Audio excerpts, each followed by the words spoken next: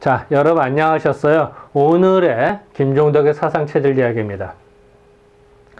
100년 전에 스페인 독감이 유행했는데요. 그 당시 상황들을 날짜별로 조목조목 살펴보겠습니다. 오늘은 1919년도 11월 26일 날 기사입니다. 악성감기, 스페인 독감이라는 얘기입니다. 그거를 예방하고 주의사항 하는 방법을 설명하겠습니다. 공식 발표문입니다. 이 당시에. 먼저 경과를 보면요. 우리나라에 1918년도 가을에 상륙합니다. 우리나라에는. 그래서다가 10월, 11월에 많은 희생자를 내고요. 거짓말같이 12월 달에 사라집니다. 그랬다가 1, 2월 달에, 1919년 1, 2월 달에 조금 나타나다가 사그러듭니다. 그때가 없어요. 그랬다가 7월 달에 여름에 함경도에서 13명 사망한 기사만 나오고 또 잠잠합니다.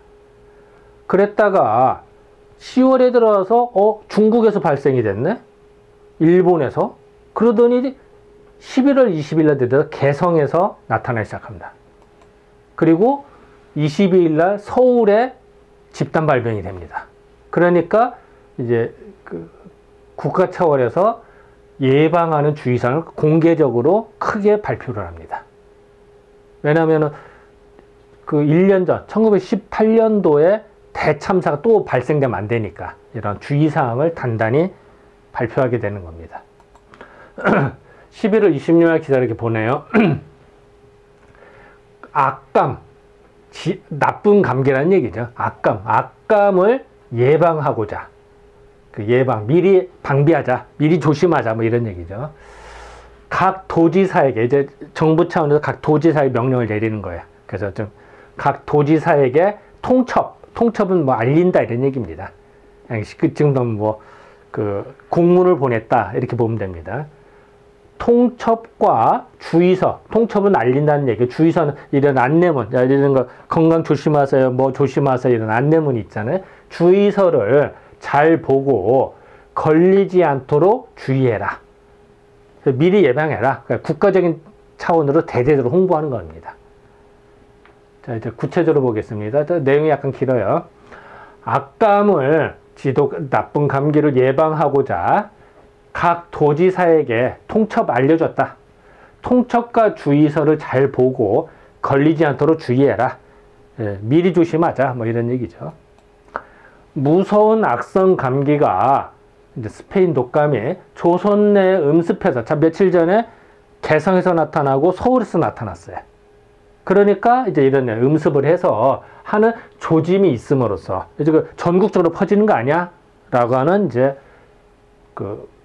걱정이 되는 거죠. 그래서 경무고 위생과장은 각 도지사에게 좌기라는 게 이제 왼쪽에 썼다는 뜻인데요. 옛날에 이제 오른쪽으로 이렇게 왼쪽으로 써나갔거나, 그러니까 뒤에 쓴, 뭐 이런, 뒤에 나오는 이런 얘기인데, 옛날 원문이 이제 좌기로 나오죠. 왼쪽과 같이 통첩과 주의서를 24일에 발송하였다. 24일에 이제 발송했다. 알려졌다. 뭐 이런 얘기죠. 그래서 어떤 거를 이제 잘 관찰을 해서 했는데, 병균은 발견을 못했고, 뭔가 주의사항을 알릴 수밖에 없었다. 이런 얘기죠. 자, 사연인즉 작년 봄 이래로, 그러니까 1918년도 봄에 전 세계로 유행을 했습니다. 미국이나 유럽에서. 근데 우리나라는 그렇게 기록이 별로 안 나와요. 그리고 또 전 세계적으로도요, 작년 봄, 1918년도 봄에 1차 유행을 했을 때는 사망자가 그렇게 많지 않았어요. 그래서 그렇게 큰 문제가 안 됐는데, 이게 여름을 지나서 변이를 일으키고 독성으로 변해요. 그러더니 1918년도 8월부터 전 세계적으로 2차 유행이 됩니다. 그리고 우리나라에는 9월 중순에 상륙합니다. 이제 공식 기록은 10월 초로 나오고요. 그때부터 이제 10월 10일에 완전히 초토화가 되는 거죠.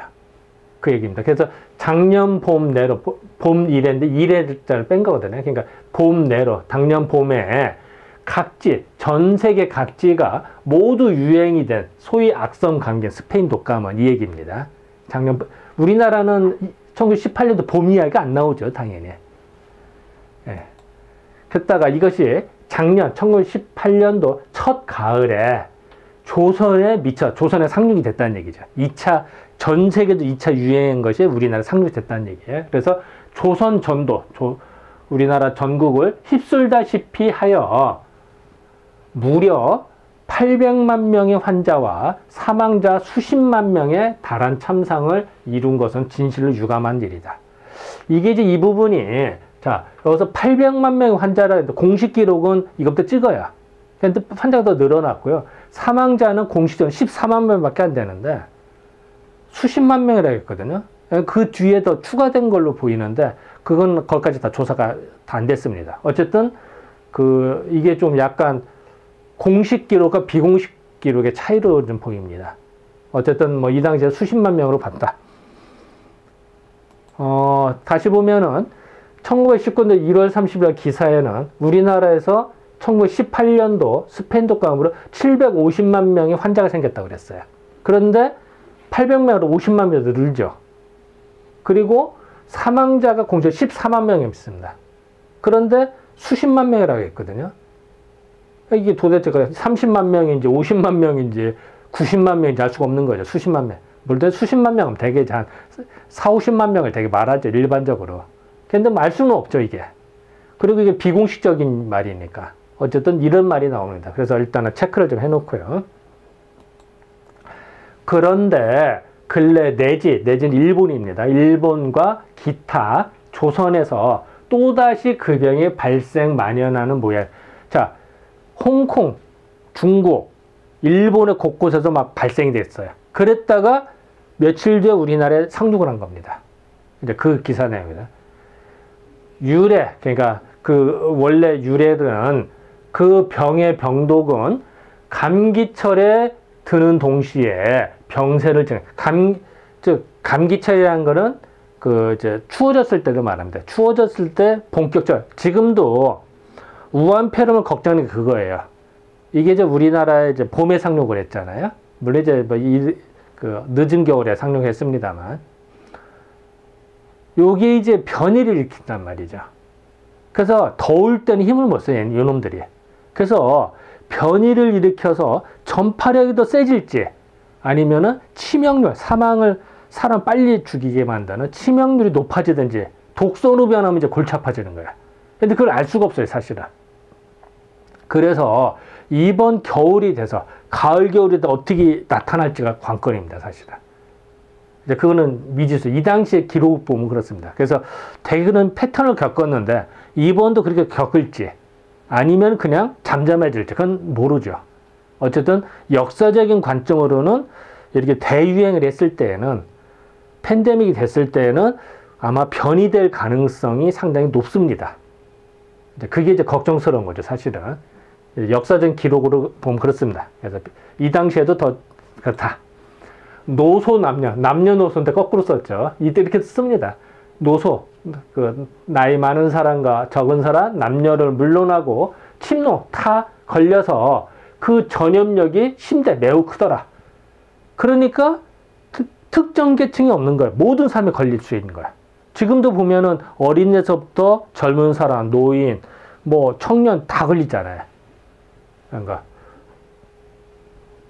그리고 환자는 물론이고 균을 가진 자도 또한 병독을 전파하게 돼. 자, 이거 무슨 말이냐면 환자는 이미 증상이 나타난 사람, 지금 유증상자. 그러니까 저 사람이 아프구나 금방 알아요. 경계를 하는데 병균은 갖고 있는데 증상이 안 나타나는 사람들. 지금부터 무증상자죠. 똑같아요. 환자는 당연히 아는데 균을 가지고 있지만 증상이 안 나타나는 사람. 요런 사람들이 퍼뜨린다는 얘기죠. 무증상자가. 이걸 100년 전에도 그대로 인식을 했습니다. 지금이야 똑같죠. 이게 문제가 된다는 거야, 지금도. 그래서 균을 가진 자도 또한 병독을 전파하기 때문에 대유행이 되는 거다. 대유행이 왜 되느냐? 아픈 사람만 전파되면 그것만 차단하면 되니까. 증상이 전혀 없는 사람들이 돌아다니면서 퍼뜨리니까 문제가 되는 거야. 그래서 대유행이 되는 거다. 똑같이 인식을 했습니다. 100년 전에도. 그래서 다시 말하면 왜 이게 무서운 거냐? 단순한 감기는 별거 아니에요. 사실 이것도. 어떻게 보면 독감의 일종이에요. 근데 왜 무섭냐? 요 놈은 이상하게 환자가 전파하는 것만 되면 되는데 플러스 무증상이야. 증상이 없는 사람이 전파하고 다녀. 이게 핵폭탄이라는 거죠. 이게 문제야. 그리고 남녀노소 모든 사람이 다 걸린다는 거야. 어린애만 걸리거나 노인만 걸리면 뭐 다행은 아니죠. 어쨌든 그래도 좀 특정 계층은 좀 난데 그게 없다는 거죠. 그리고 감기니까 우습게 하는 거야. 법정 전염병이 아니에요. 예를 들어 뭐 장티푸스라든가 법정 전염병이거든. 그래서 정부 차원에서 대처가 되는데 이건 법정 전염병이 아니니까 공권력을 사용할 수가 없는 거예요. 제대로. 그래서 사망자도 많은 거죠. 이래서 대처가 어렵다는 거예요. 그래서 무섭다는 거예요, 이게. 근데 지금은 이제는 법정 전염병은 아닌데 준 법정 전염병 같이 대처를 하죠. 정부 차원에서. 그러니까 다행이죠. 그런데 이제 요거는 지금도 문제죠. 무증상자는 지금도 막 전파하고 다니니까. 요건 그래도 100년 전보다는 훨씬 개선된 것 중에 하나다. 그래서 국가 시스템이 돌아가는 거예요. 우리나라는. 그래서 이건 천만 다행인 거죠. 이것은 다른 보통 전염병과 달라서 병세에 따라서 공권력으로 예방 조치하는 범위가 적다. 공권력으로 미리 대처할 수가 없다는 얘기죠. 법정 전염병이 아니니까. 아까 했던 얘기 반복입니다. 일반 민众, 일반 백성들은 예방 방법을 극진히 하지 않으면 전파되는 것을 막을 수 없는 곤란한 일이다. 그러니까 천사 방법이 없으니까 각 개개인, 각자 도생해서 조심해라. 이런 얘기입니다. 본 병은에 대한 이거에 대한 논란이 있으니까 이게 도대체 뭐냐? 이런 얘기죠. 주장으로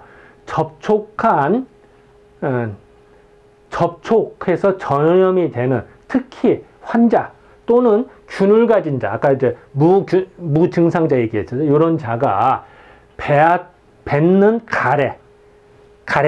가래침의 김을, 가래가 김이 날 때는 어때요? 가래침 뱉은 지 얼마 안 되는 거. 그것도 김이 날 거예요. 그것도 김을 샌다. 참, 표현이 재밌죠? 우리가 밥할 때 김 나잖아. 이런 식으로, 김 나는 식으로. 가래침의 김을, 그러니까,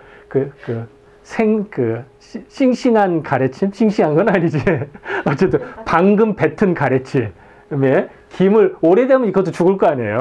그러니까, 김을 흡입함에 의하여 감염되는 것으로 인정하는 것이다. 이건 분명하다. 지금도 마찬가지죠. 그죠? 분명히 이걸로 감염된다. 그래서 뭐 상징적으로요. 이게 뭐 침이나 가래, 콧물 이런 것 때문에 이제 전파가 된다는 거죠. 이게 이제 문제다. 이런 얘기입니다.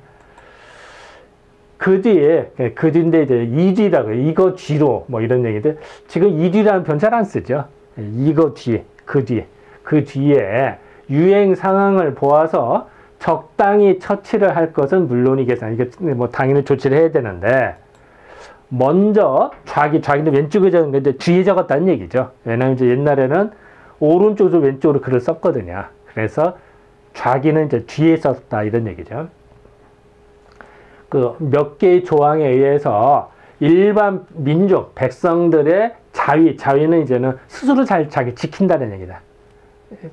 그 자위, 스스로 잘 자기 지키는 방법을 일으켜서 두려운 그 병의 유행을 막기에 노력할 일이다. 1918년도에 많이 죽었으니까 미리 조심하자. 뭐 그런 얘기를 다시 또 강조하면서 개인 위생을 강조하는 겁니다. 대개 주의의 사항은 뭐냐? 평소일지라도 아무쪼록 식염수로 했어요. 식염수로서 양치를 하고 이 당시에 이제 소금물로 양치를 해서 소독을 한다는 컨셉이었어요. 그래서 왜냐면 이 당시에 양치질에 대한 컨셉이 약했어요. 왜냐면 치약이 개발돼서 보급된 게 얼마 안 돼요. 이 당시 치약은 있었습니다만 이렇게 대중적인 건 아니었어요. 아주. 그러니까 그전에는 되게 소금물로 양치를 별로 안 했어요. 이제는. 그러니까 양치를 강조해요. 식염수로 강조했습니다. 그리고 이제 동의보감이라도 옛날 의사도 뭐 계속 양치를 강조하고 왜 강조를 할까요? 잘 안 하니까. 다 하면은 왜 안 쓰죠? 그거를.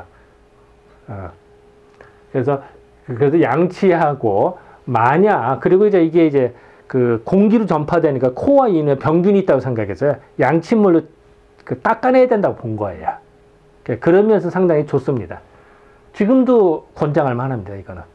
물론 이제 양치 말고도, 뭐, 식염수 말고도 좋은 건 많죠. 입을. 근데 청결히 한다는 면에서는 지금도 그 권장할 만한 일입니다. 그리고 만약 인후에 이상한 증세가 있을 때에는 입에 무는 약으로서 양치할. 입에 무는 약이 뭘까요? 지금의 치약이죠. 치약 같은 거. 이런 걸로 입을 좀 깨끗이 하자. 뭐 이런 얘기입니다. 지금 뭐 이렇게 뭐 전동을 해서 양치하는 것도 많습니다만 어쨌든 옛날에는 식염수를 했다. 그리고 소독한다는 컨셉이 더 강했다. 우리 지금 이제 밥 먹으면 무조건 양치랍니다만 옛날에는 이제 물로만 하는 소금이 있어요. 근데 그게 소금물로 하기를 권장했다는 얘기죠. 또 두 번째, 사람이 많이 모이는 곳에서는 가지 않는 것이 좋을 것이다. 안 가는 게 최고다. 100년 전이나 지금이나 똑같다. 만약 가게 되면 아무튼 호흡보호기. 호흡보호기가 뭘까요? 마스크입니다. 마스크. 호흡을 하는데 보호한다는 얘기예요. 호흡보호기를 쓸 일이요. 마스크를 쓸 일이고. 신체 의복을 정결히 했고 자리, 옷, 그러니까 이부자리 같은 거, 뭐 이런 거나 아니면은 그 옷 같은 거, 기타 이부자리들은 때때로 볕을 쐬어서 햇빛에 소독하는 게 제일 좋아요. 그래서 아픈 사람 집이나 항상 집에는 어두컴컴한 항상 햇살찌게 하고 아니면은 이제 일광욕을 시키는 게 제일 좋습니다. 그래서 소독을 해라. 그래서 아까 마스크를 써라. 호흡보기를 써라. 지금 호흡보기라는 단어를 안 쓰죠. 지금 마스크라고 합니다만 이 당시에는 호흡보기라고 했다. 그리고 이렇게 햇빛에 일광욕, 햇살에 소독하는 게 제일 좋다. 뽀송뽀송하게 하는 게 제일 좋다. 또 두통, 발열 등 감염이 된 의심이 있을 때는 빨리 의사의 진찰을 받을 일이고 환자 또는 그 의심이 있는 환자에게는 접근하지 마라. 가까이 가지 마라. 왜? 전파가 되니까. 환자는 아무쪼록 딴 방에 격리 조치를 하고 간호하는 사람 이외에는 접근하지 않게 다 차단을 해라. 이건 아주 중요한 거죠. 지금도 그렇게 하잖아요. 차단하잖아요. 또는 간호하는 사람은 호흡보호기, 아까 마스크라고 그랬죠. 호흡보호기를 쓸 일이고 마스크를 써라.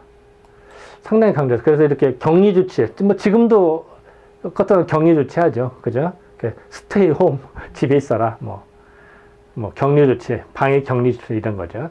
환자가 뱉은 가래, 콧물의 소독은 물론 그리고 더러운 것이 이게 더러운 것, 이게 순서가 바뀐 겁니다. 이게 원문은 이렇게 써 있어요. 근데 더러운 것을 묻힌 거는, 더러운 걸 묻은 경우는 태워버려. 불에 태우는 게 또 제일 좋아요, 사실은.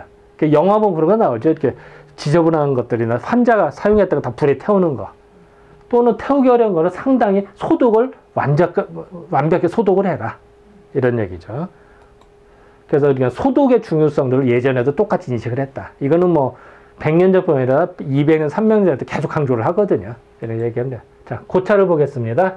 11월 26일 날 고차를, 자, 미리 예방하자. 미리 조심하자. 어쩔 수 없다.